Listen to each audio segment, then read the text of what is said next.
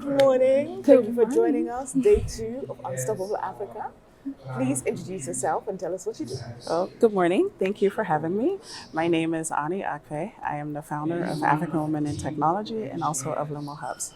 Fantastic. African women in technology.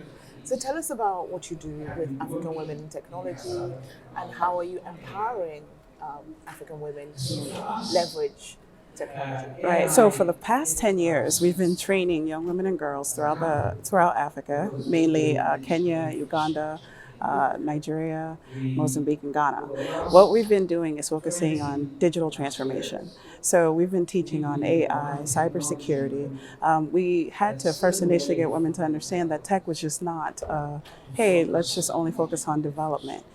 There's so many different varied positions, and it was good for them just to understand what company you're working for and why it's important for you to get the skills needed in order for you to work anywhere within tech. So it didn't just have to start with development. Right. So that was the initial thought when we went in. But then we went to a place like Kenya, and a lot of girls were like, yeah, we know that. So what else you Been got? there, done that. Exactly. So we had to up our skill and made sure that that we brought in things that they didn't know, Yeah. as in like let's talk about what cybersecurity was and how to get your certificates, how to get your project management certificate, so you're able to onboard and support these communities. So we transitioned in just learning from the community what programs worked, and each country was different.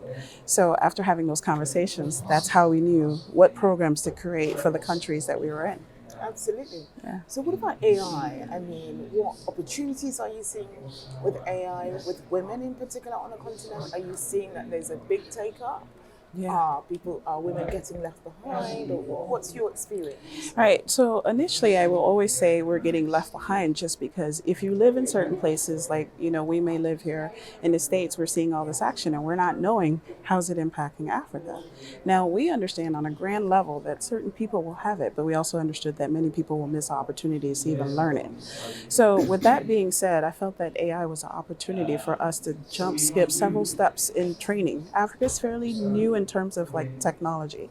We're not having to go through legacy systems as much as other people are. So to be able to introduce AI into it is a whole different game. And then also to introduce us into AI where we're the developers. Now we're speaking a different language. And all that takes time, but I see so many opportunities where it could be impacted.